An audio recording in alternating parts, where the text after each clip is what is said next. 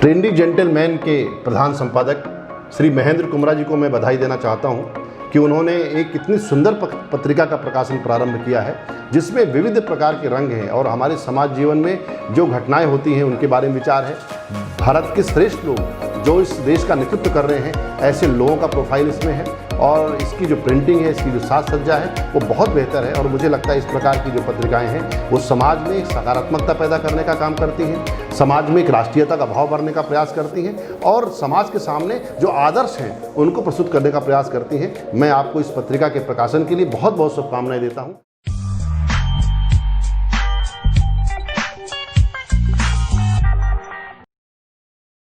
नमस्कार, मेरा नाम महेंद्र है और आप देख रहे हैं ट्रेंडी जेंटलमैन।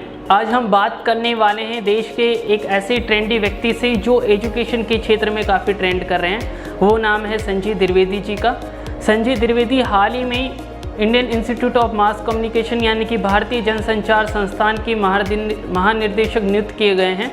इससे पहले संजय द्विवेदी माखनलाल चतुर्वेदी पत्रकारिता संस्थान में कुलपति के रूप में कार्यरत थे।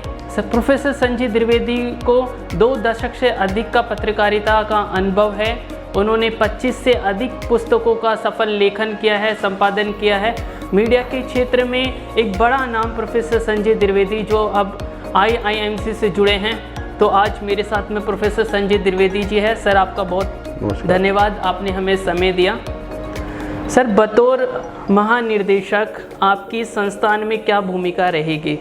देखिए, भारतीय जनसंचार संस्थान देश का एक जाना माना मीडिया शिक्षा का संस्थान है और श्रीमती इंदिरा गांधी जब सूचना प्रसारण मंत्री बनी उस समय इस संस्थान की स्थापना हुई।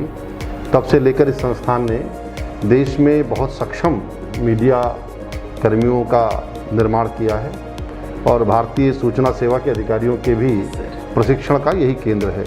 तो एक बहुत महत्वपूर्ण केंद्र की जिम्मेदारी मिली है। बड़ा उजला इसका इतिहास रहा है, बड़ा गौरवशाली इतिहास रहा है और मैं सौभाग्यशाली हूँ कि मुझे इस महान संस्थान की सेवा करने का अवसर मिला है और मैं अपने कार्यकाल में इस संस्थान की जो गौरवशाली परंपरा है उसको आगे बढ़ाते हुए इस संस्थान को शीर्ष पर ले जाने का प्रयास करूँगा कि यह मीडिया के शिक्षण, प्रशिक्षण और कम्युनिकेशन की शिक्षा का अंतर्राष्ट्रीय केंद्र बने और यहाँ से जो विद्यार्थी निकलें वो देश ही नहीं बल्कि दुनिया के अंदर कम्युनिकेशन के क्षेत्र में एक नेतृत्वकारी भूमिका निभाएं। ऐसी मेरी इच्छा है, ऐसी मेरी भावना है।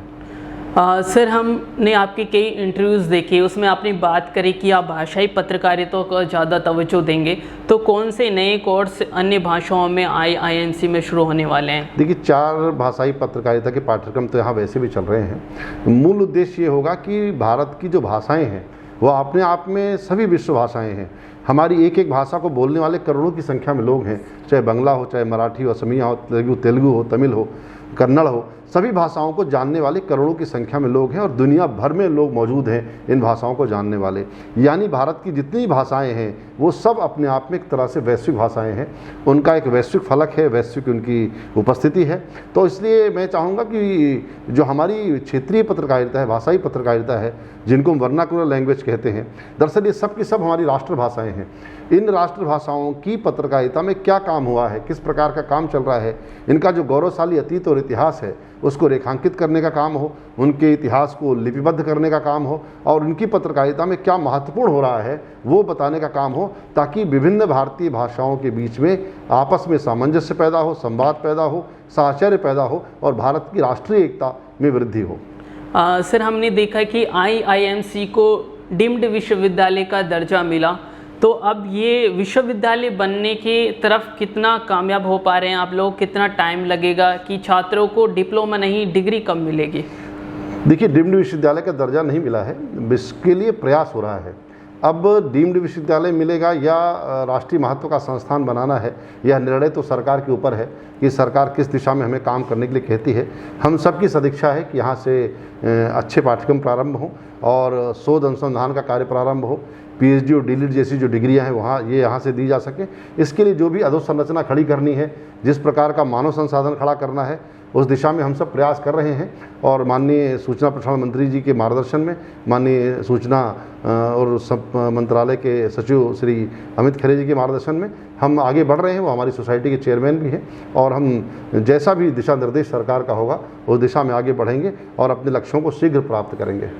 सर, आप माखनलाल पत्रकारिता विश्वविद्यालय के वाइस चांसलर रहे, वो भी पत्रकारिता का एक जाना पहचाना नाम है देश का, और IIMC के आप बतौर महानिर्देशक है, तो वहाँ और यहाँ आपको कितना फ़र्क देखने को मिला है?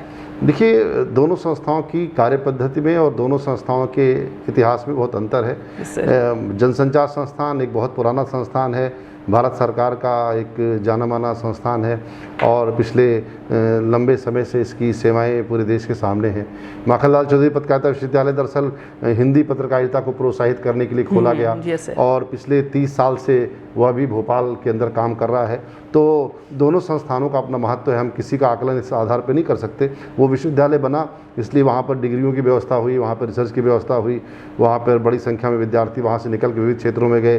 करीब 32 से ज़्यादा कोर्स माखनलाल चौधरी पत्रकारिता विश्वविद्यालय से में चलाता है और जनसंचार संस्थान की अपनी अलग विशिष्टता है। तो दोनों संस्थाओं ने हिंदी पत्रकारिता, भारतीय पत्रकारिता और जनसंपर्क विज्ञापन के क्षेत्र में जो सक्षम लोग खड़े किए हैं वो बहुत बड़ी उपलब्धि दोनों संस्थाओं की है और पूरे संचार क्षेत्र को, पूरे कम्युनिकेशन के क्षेत्र को इन दोनों संस्थाओं पर गर्व करना चाहिए और हमें तो गर्व है ही।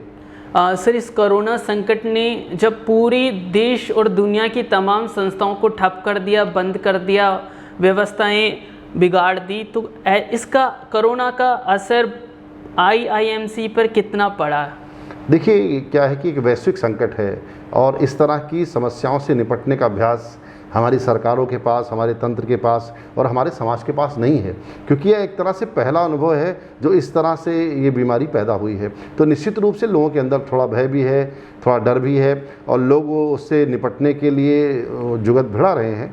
पर सरकारों के जो दिशा निर्देश हैं उस हिसाब से हमें काम करना होता है और सरकारों का दिशा निर्देश अभी यही है कि हम अभी पहले अपनी जान को बचाएं, अपनी जान माल की रक्षा करें और आने वाले समय में जैसी स्थितियां सामान्य होंगी नए पाठ्यक्रम प्रारंभ होंगे। अभी तो इस वर्ष हमने यही तय किया है कि मुंबई IIT ने जो फैसला किया है कि हम ऑनलाइन कक्षाओं के माध्यम से अपने विद्यार्थियों का जो है मार्गदर्शन करेंगे। तो IIMC का भी फैसला फ़िलहाल अभी यही है कि हमारा जो पहला सेमेस्टर है वो हम ऑनलाइन शिक्षा के माध्यम से करेंगे और दूसरे जो सेमेस्टर होगा उसमें फिर व्यवहारिक जो पाठ्यक्रम है उसको पूरा करेंगे कक्षाओं में बुला करके विद्यार्थियों को। तो अभी तो ये स्थिति है कि थोड़ा सा इस चीज़ को देखना पड़ेगा कि आने वाले समय में क्या स्थितियाँ बनती हैं। अभी फैसला यही है कि ऑनलाइन कक्षाओं के माध्यम से पहला सेमेस्टर पूरा किया जाएगा। सर, एक बड़ा महत्वपूर्ण जो सवाल मैं आपसे पूछ रहा हूँ, पत्रकारिता के क्षेत्र में जाने के लिए एकमात्र अगर संस्थान की बात करें, हर व्यक्ति, हर बच्चे का चुनाव होता है IIMC। वो 17 मार्च के बाद ही IIMC की वेबसाइट पे टकटकी लगा के रहता है कि कब नोटिफिकेशन आएगा। तो इस साल IIMC के जो दाखिले की प्रक्रिया है वो कैसे होगी? देखिए, इस साल भी दाखिले की प्रक्रिया बस प्रारंभ हो रही है। हमने जो अपने भाषाई पत्रकारिता के पाठ्यक्रम हैं उनका विज्ञापन कर दिया है, उनके लिए आवेदन भी आने प्रारंभ हो गए हैं। बस 1-2 दिनों के अंदर, मतलब इसी सप्ताह जो है हमारे जो शेष पाठ्यक्रम है जो दिल्ली कैंपस में चलते हैं उनके भी विज्ञापन आ जाएंगे और उनके प्रवेश की प्रक्रिया प्रारंभ हो जाएगी। अभी सरकार ने 30 अगस्त तक, आपको पता है कि शिक्षण संस्थाओं को बंद करके रखा हुआ है और अगले सेमेस्टर की बात हो रही है कि जो नया सेमेस्टर प्रारंभ होगा वो अक्टूबर महीने से प्रारंभ करने की केंद्र सरकार ने बात कही है। तो क्योंकि हम एक शासकीय संगठन हैं और लगभग सभी संस्थाओं को सरकारों के द्वारा जो नियम होते हैं उन्हें मानना पड़ता है, क्योंकि विशेष परिस्थितियां हैं इसलिए सत्र लेट हुआ। इसमें किसी व्यक्ति का कोई दोष नहीं है। यह तो एक वैश्विक समस्या है, वैश्विक बीमारी है और उससे अपने विद्यार्थियों को बचाना, अपने अध्यापकों को बचाना, अपने स्टाफ को बचाना हम सबकी जिम्मेदारी है। पर पूरा प्रबंधन जो विश्वविद्यालय का है, हमारे संस्थान का, सब लोग यहाँ पर हैं, सब लोग काम कर रहे हैं अपना अपना, अच्छे ढंग से काम को अंजाम दे रहे हैं। रिसर्च की गतिविधियाँ चल रही हैं, काम ठप पड़ गया ऐसा नहीं है। शिक्षा का काम जरूर रुका हुआ है। और क्योंकि ये जो विद्यार्थी थे पुराने बैच के, उनकी परीक्षाएं हो चुकी हैं और उनका समय पर रिजल्ट भी आ जाएगा बहुत जल्दी। तो ऐसा कोई काम नहीं रुका है। प्रवेश की प्रक्रिया जरूर थोड़ी डिले हुई है और उसको हम किसी भी तरह से ऑनलाइन कक्षाओं के माध्यम से पूरा करेंगे, पाठ्यक्रम को पूरा कराएंगे। सर, IIMC विदेशी छात्रों के लिए भी एक बड़ा संस्थान रहा है कि विदेशी छात्र भी पत्रकारिता की पढ़ाई के लिए यहाँ आते हैं। तो इस साल कितना प्रभावित हुए हैं विदेशी छात्रों को लेकर, आईएमसी क्या करने वाला है? देखिए, एक बार जब हमारी ये सूचना निकल जाए प्रवेश की, उसके बाद ही इस बारे में बात कर पाएंगे किस तरह से क्या होगा, क्योंकि एक बार विज्ञापन निकल जाए उसके बाद क्या रुचि लेते हैं विद्यार्थी आते हैं। कई बात ये भी कही जा रही कि बाहर से जो विद्यार्थी बड़ी संख्या में आते थे, इस साल शायद वो प्रभावित हो सकते हैं, क्योंकि हो सकता है जो उनके गार्जियन हैं, जो माता पिता हैं, वो उन्हें बाहर आने का उस तरह से परमिशन ना दे जैसी देते रहे हैं। तो ज़रूर इस खास परिस्थितियाँ हैं, पर मुझे लगता है कि धीरे धीरे स्थितियाँ सामान्य होंगी और हम अपनी पुरानी स्थिति को फिर से प्राप्त कर लेंगे। सर, अब एक दो सवाल मैं मीडिया के क्षेत्र से आपसे पूछना चाहता हूं, क्योंकि आप भारत की बहुत बड़ी मीडिया ग्रुप है, आपने पत्रकारिता को बहुत जिया है, इतने सालों से आप पत्रकारिता से सीधे जुड़े हुए हैं। सर, ये कोरोना संकट ने पत्रकारिता को प्रभावित करा है। अब कौन से नए प्रयोग करने की ज़रूरत है ताकि हम इस संकट से उभर पाएँ और अपने आप को फिर से उसी ऊंचाइयों पे ले जाएं जहां पहले थे? देखिए, कोरोना ने केवल पत्रकारिता को नहीं बल्कि समाज जीवन के हर क्षेत्र को प्रभावित किया है, चाहे व्यापार हो, व्यापार के अलग अलग क्षेत्र हो, शिक्षा का क्षेत्र हो, हर क्षेत्र को प्रभावित किया है। और एक तरह से पुनर्विचार के लिए हमें बाध्य किया है कि हम अपनी कार्य प्रणाली में, अपने कार्य करने की शैली में कुछ परिवर्तन लाएं, अपनी जीवन शैली में भी परिवर्तन लाएं। तो एक अलग तरह की चुनौती ज़रूर है और मुझे लगता है कि अब हमें मीडिया कन्वर्जेंस की जो बात है उस तरफ बढ़ना पड़ेगा। अलग अलग माध्यमों पर साथ में काम करना पड़ेगा, ऑनलाइन, ऑफलाइन, है ना, और इस तरह ऑन ग्राउंड गतिविधियाँ बढ़ानी पड़ेंगी। तो मीडिया को बहुत सक्रिय होकर के काम करने की ज़रूरत है और मुझे लगता है कि हर संकट कुछ अवसर लेकर के आता है। तो इस संकट से भी हमारे मीडिया के जो गुरु हैं, हमारे मीडिया के जो संचालक हैं, हमारे मीडिया को चलाने वाले जो पत्रकार हैं, प्रबंधक हैं, उन्होंने ज़रूर कुछ सबक सीखे होंगे। और मुझे लगता है कि कभी भी कितना भी बड़ा संकट हो, अंततः उस संकट से मनुष्य ही जीतता है, मनुष्य जीत करके निकलता है। तो इस कोरोना संकट से भी कुछ नए सबक लेके हम निकलेंगे और पूरी मानवता को प्रसन्न करने का काम करेंगे। सर, देश में नई शिक्षा नीति लागू होने वाली है, उसके लिए काम चल रहा है। तो नई शिक्षा नीति लागू होने के बाद जो पत्रकारिता के संस्थान हैं, वहाँ की जो पढ़ाई है पत्रकारिता के, उसमें कितना बदलाव आ पाएगा? देखिए, मुझे लगता है कि भारत सरकार ने बहुत ही क्रांतिकारी कदम उठाया है।